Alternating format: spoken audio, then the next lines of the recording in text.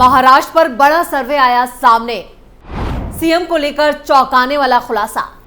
ठाकरे और फडणवीस में मुकाबला। शरद पवार और कांग्रेस को तगड़ा झटका। नमस्कार, मैं हूं परवीन शेख। आप देख रहे हैं कैपिटल टीवी की स्पेशल स्टोरी। महाराष्ट्र में 100 दिनों में विधानसभा चुनाव का ऐलान होने वाला है, लेकिन राज्य का सियासी पारा अभी से गर्मा गया है। सीएम चेहरे को लेकर एमवीए यानी विपक्षी गठबंधन महाविकास आघाड़ी में मारधाड़ शुरू हो चुकी है। इस बीच महाराष्ट्र में मुख्यमंत्री को लेकर एक सर्वे सामने आया है और इस सर्वे ने सबके होश उड़ा दिए हैं। महाराष्ट्र में विधानसभा चुनाव का माहौल पूरी तरह से बन चुका है। सकाल मीडिया ग्रुप ने ताजा सर्वे किया है, जिसके नतीजे जानकर आप चौंक जाएंगे। इस सर्वे में जब लोगों से मुख्यमंत्री कौन बनेगा इसको लेकर सवाल पूछा गया तो बाजी नितिन गडकरी ने मारी। लोगों से जब यह पूछा गया कि बीजेपी की तरफ से आपके लिए सीएम की पसंद कौन है, तो 47.7% लोगों ने नितिन गडकरी का नाम लिया है। लेकिन नितिन गडकरी राज्य के सीएम फेस नहीं हो सकते हैं, क्योंकि वो तो केंद्र की सियासत में काफी एक्टिव हैं। केंद्रीय सड़क परिवहन मंत्री को जिस तरह से महाराष्ट्र के लोगों ने सीएम के लिए पहली पसंद बताया, उससे साफ है कि केंद्र में उनके काम से लोग काफी खुश हैं। देश भर में जिस तरह से विकास हुआ है, सड़कों का जाल बिछाया गया, उसी से प्रेरित होकर लोगों ने नितिन गडकरी को अपनी पहली पसंद बता दिया। लेकिन इसके बाद सर्वे में जो खुलासा हुआ है वो तो और भी ज्यादा चौंकाने वाला है। दरअसल राज्य में असली मुकाबला तो उद्धव और फडणवीस के बीच होने वाला है। इसके अलावा ओवरऑल सीएम पद के पसंद की बात की जाए तो 22.4% लोगों ने उद्धव ठाकरे को अपनी पसंद बताया। 22.4% लोगों ने देवेंद्र फडणवीस को पसंद किया, तो वहीं 14.5% लोगों ने एकनाथ शिंदे को अपनी पसंद बताया। यानी सीएम के चेहरे के तौर पर लोगों ने एकनाथ शिंदे को नकारा है, तो वहीं कांग्रेस की तरफ से नाना पटोले और शरद पवार की बेटी सुप्रिया सुले को सिर्फ 4% लोगों ने सीएम पद का दावेदार माना। चलिए अब आपको विस्तार से बताते हैं कि कितने फीसदी लोगों ने किसे पसंद किया। नितिन गडकरी को 47.7%, उद्धव ठाकरे को 22.4%, देवेंद्र फडणवीस 22.4%, एकनाथ शिंदे 14.5%, अजीत पवार 5.3%, सुप्रिया सुले 6.8%, नाना पटोले 4.7% लोगों की पसंद बने। ये वो नेता हैं जिन्हें सीएम चेहरे के तौर पर अपनी पहली पसंद बताया। इसके अलावा जब लोगों से बीजेपी की तरफ से सीएम चेहरे को लेकर सवाल किया गया तो लोगों ने बीजेपी की तरफ से आपके लिए यहाँ पर सीएम की पसंद जो है कौन है, तो 47.7% लोगों ने नितिन गडकरी का नाम लिया, जो कि हम आपको पहले ही बता चुके हैं। वही 18.8% लोगों की पसंद देवेंद्र फडणवीस हैं, तो विनोद तावड़े को 6.3%, पंकजा मुंडे को 5% और सुधीर मुनगंटीवार को 2.8% लोगों ने अपनी पसंद बताया। इसके अलावा ओवरऑल सीएम पद की पसंद के लिए अगर बात की जाए तो 22.4% लोगों ने उद्धव ठाकरे को पसंद किया और 22.4% लोगों ने ही देवेंद्र फडणवीस को पसंद किया। तो वहीं 14.5% लोगों ने एकनाथ शिंदे को अपनी पसंद बताया। 5.3% लोगों ने अजीत पवार को और 6.8% लोगों ने सुप्रिया सुले और 4.7% लोगों ने नाना पटोले को अपनी पसंद बताया है। वहीं जनता से जब ये पूछा गया कि वो किसी गठबंधन के पक्ष में हैं, यानी किस गठबंधन को चाहते हैं कि वो महाराष्ट्र की सत्ता पर काबिज हो, तो 48.7% लोगों ने महाविकास आघाड़ी को चुना। 33.1% लोग महायुति के समर्थन में आए। वहीं 4.1% लोगों ने किसी के भी पक्ष में अपना मत नहीं रखा। जनता से जब ये पूछा गया कि महाविकास आघाड़ी में जाने से किस पार्टी को सबसे ज्यादा फायदा हुआ है, तो इसको लेकर 37.1% लोगों ने कांग्रेस का नाम लिया। 30.8% लोगों ने कहा कि घटक दलों को बराबर फायदा हो रहा है। वहीं 18.5% लोगों ने कहा है कि यहाँ पर एनसीपी यानी शरद पवार को फायदा हुआ है। वहीं सबसे कम 13.6% फायदा शिवसेना यूबीटी यानी उद्धव ठाकरे की पार्टी को हुआ है। जब लोगों से पूछा गया कांग्रेस में जाने से उद्धव को नुकसान हुआ है, तो 31.3% लोगों ने हाँ में जवाब दिया और 43.3% लोगों ने नहीं में जवाब दिया और 25.4% लोगों ने कहा कि कहना मुश्किल है, यानी शिवसेना यूबीटी को नुकसान हुआ है या नहीं। जब जनता से ये पूछा गया तो सत्ता पर काबिज महायुति में आप किसके साथ हैं, तो 37.2% लोगों ने शिवसेना यानी कि शिंदे गुट का नाम लिया और 22.9% लोगों ने भारतीय जनता पार्टी का नाम लिया है और 8.7% लोगों ने एनसीपी अजीत पवार का नाम लिया। तो वहीं 31.20 लोगों ने अन्य का नाम लिया। इस सर्वे से महाराष्ट्र में फिलहाल इंडी गठबंधन की तरह माहौल बनता दिख रहा है, लेकिन आने वाले वक्त में क्या राजनीतिक समीकरण बनते हैं ये तो वक्त ही बताएगा, क्योंकि महाराष्ट्र में अभी बीजेपी ने अपनी चौसर नहीं बिछाई है।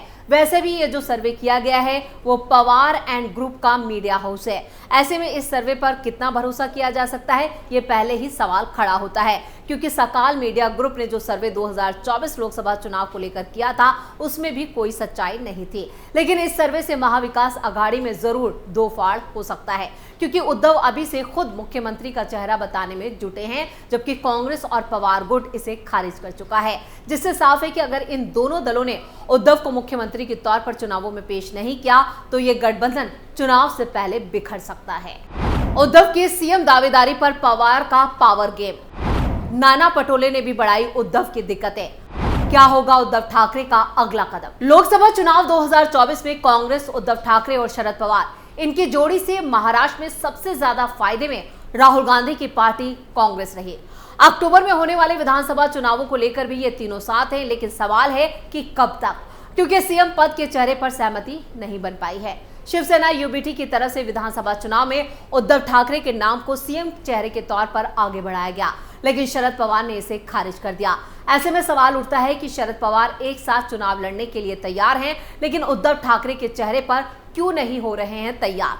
2024 के लोकसभा चुनाव में महाराष्ट्र की 48 सीटों में से एनडीए ने 17 सीटें जीती, जबकि इंडी गठबंधन ने 30 सीटें जीती हैं। एनडीए में शामिल बीजेपी ने 9, एकनाथ शिंदे की शिवसेना ने 7 और 1 सीट अजीत पवार की एनसीपी ने जीती है। वहीं इंडी गठबंधन में शामिल कांग्रेस ने 13 सीटें जीती हैं, तो उद्धव ठाकरे की शिवसेना यूबीटी ने 9 सीटें और शरद पवार की पार्टी एनसीपी ने 8 सीटें जीती हैं। सांगली से निर्दलीय प्रत्याशी ने जीत हासिल की, जो कांग्रेस में शामिल हो चुका है। शिवसेना ने बढ़ाया उद्धव ठाकरे का चेहरा। लोकसभा चुनाव के नतीजे के चलते इंडी गठबंधन के 3 घटक दल 2024 विधानसभा चुनाव में एक साथ किस्मत आजमाने के पक्ष में हैं, लेकिन मुख्यमंत्री के चेहरे को लेकर टकराव की स्थिति है। शिवसेना यूबीटी के सांसद संजय राउत ने उद्धव ठाकरे के नाम को सीएम चेहरे के लिए आगे किया। उन्होंने कहा कि मुख्यमंत्री पद के चेहरे के बिना महाराष्ट्र में चुनाव में जाना महाविकास आघाड़ी के लिए खतरनाक होगा। महाराष्ट्र ने देखा है कि कोरोना काल में उद्धव ठाकरे ने राज्य को कैसे संभाला। उद्धव ठाकरे की लोकप्रियता के चलते ही लोगों ने एमवीए को वोट दिया, जिसके चलते विधानसभा चुनाव में उनके चेहरे पर लड़ना चाहिए। संजय राउत ने कहा कि 2024 लोकसभा चुनाव में अगर इंडी गठबंधन ने राहुल गांधी को प्रधानमंत्री पद के चेहरे के रूप में पेश किया होता तो 25 से 30 सीटें हमें और मिलती। लोगों को पता होना चाहिए कि वो किसके लिए वोट कर रहे हैं। इंदिरा गांधी और नरेंद्र मोदी के नाम और चेहरे पर वोट देने का काम किया। ऐसे में वो चेहरा जानना चाहते हैं। हमारे बीच इस बात को लेकर कोई मतभेद नहीं है कि हमारा मुख्यमंत्री पद का चेहरा कौन होना चाहिए। हम एकजुट होकर विधानसभा चुनाव लड़ने के लिए दृढ़ हैं और हम 175 से 180 विधानसभा सीटें जीतेंगे। उद्धव के चेहरे पर शरद पवार क्यों नहीं तैयार? शिवसेना यूबीटी की तरफ से उद्धव ठाकरे के नाम को तीसरी बार बढ़ाया गया, लेकिन गठबंधन के दोनों घटक दल तैयार नहीं हैं। शरद पवार ने उद्धव ठाकरे के नाम को खारिज करते हुए कहा कि हमारा गठबंधन सामूहिक चेहरा है और एक व्यक्ति हमारा सीएम पद का चेहरा नहीं बन सकता। सामूहिक नेतृत्व हमारा फार्मूला है। तीनों सहयोगी मिलकर इस संबंध में फैसला लेंगे। पीएम मोदी का विरोध करने वाले सभी छोटे दलों को एमवीए का हिस्सा बनना चाहिए। मुख्यमंत्री पद के चेहरे को लेकर जो भी फैसला लेना होगा वो चर्चा के जरिए और सभी को भरोसे में लेने के बाद लिया जाएगा। शरद पवार ने कहा कि महाभारत में अर्जुन का लक्ष्य मछली की आंख थी, इसलिए हमारी नजरें महाराष्ट्र में होने वाले चुनावों पर टिकी हैं। कांग्रेस, एनसीपी और शिवसेना मिलकर विधानसभा चुनाव लड़ेंगे। सीएम के चेहरे पर 6 मार्च का खेल शुरू। महाराष्ट्र की सियासत के मजे हुए खिलाड़ी शरद पवार हैं। शरद पवार चुनाव से पहले उद्धव ठाकरे के नाम पर अपनी मोहर लगाकर गारंटी नहीं देना चाहते। ऐसे में उनकी सियासी मंशा है कि महाविकास आघाड़ी चुनाव में सामूहिक नेतृत्व में लड़े और नतीजे के बाद तय हो कि कौन मुख्यमंत्री होगा। पवार खेमे के नेताओं की मंशा है कि उद्धव ठाकरे के नाम पर चुनाव लड़ने से ज्यादा सियासी फायदा हो सकता है या नुकसान। लोकसभा चुनाव में जिस तरह से बिना किसी चेहरे को आगे करके चुनाव लड़ा गया, उसी तरह से विधानसभा चुनाव लड़ा जाए ताकि सभी पक्ष का वोट मिले। राजनीतिक विश्लेषक भी मानते हैं कि सामूहिक नेतृत्व में चुनाव लड़ने पर सभी पक्ष का वोट मिल सकता है। अगर इंडी गठबंधन उद्धव ठाकरे के चेहरे को सीएम पद का उम्मीदवार बनाकर चुनावी मैदान में उतारती है तो ठाकरे और शिवसेना खेमे के हौसले बुलंद हो जाएंगे। लेकिन कांग्रेस और एनसीपी के कार्यकर्ता, समर्थक जो है वो निराश हो सकते हैं। इसी वजह से पूरी लगन और मशक्कत के साथ चुनाव में काम नहीं कर सकेंगे। शरद पवार इस बात को समझ रहे हैं और लोकसभा चुनाव में जिस तरह से नतीजे आए हैं उसके चलते कांग्रेस भी इस बात पर राजी नहीं होगी कि उद्धव ठाकरे को सीएम का चेहरा बनाया जाए। सामूहिक नेतृत्व में चुनाव लड़ने की बात। लोकसभा चुनाव में शरद पवार की एनसीपी और उद्धव ठाकरे की शिवसेना में 2 सीटों का अंतर है। एनसीपी को यहां पर 7 और शिवसेना यूबीटी को 9 सीटें आई, जबकि कांग्रेस ने 13 सीटों पर जीत हासिल की है। उद्धव ठाकरे के चेहरे पर चुनाव लड़ने पर मुस्लिम, दलित और ओबीसी वोट में बिखराव का खतरा हो सकता है, इसलिए शरद पवार ने उद्धव के नाम को खारिज कर दिया और सामूहिक नेतृत्व में यानी एकजुट होकर चुनाव लड़ने की बात की। वहीं शिवसेना की मंशा है कि चुनाव से पहले उद्धव के नाम पर रजामंदी ले ली जाए ताकि नतीजों के बाद कांग्रेस और शरद पवार किसी तरह का कोई खेला ना कर सके। इसलिए चुनाव से पहले ही सीएम चेहरे को लेकर शय मात का खेल शुरू हो चुका है।